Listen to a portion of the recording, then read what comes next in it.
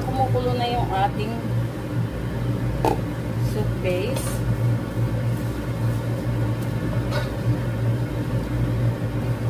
Lagay na natin yung ating seaweed.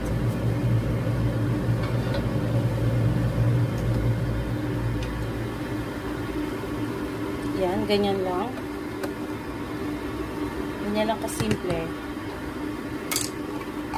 Usually, pag nagluluto ako ng seaweed soup, salted egg naman ang nilalagay ko. Now, maglagay lang tayo ng seasoning. Salt lang.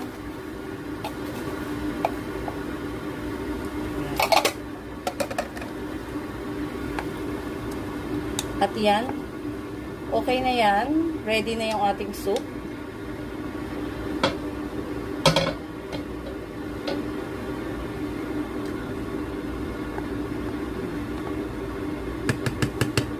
Ready to serve na yan, guys.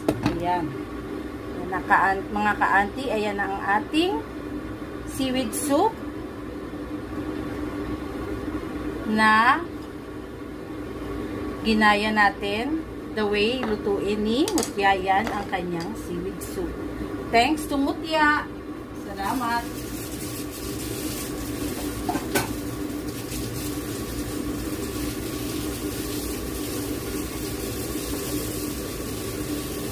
Tapos na po ang ating seaweed soup. Paalam!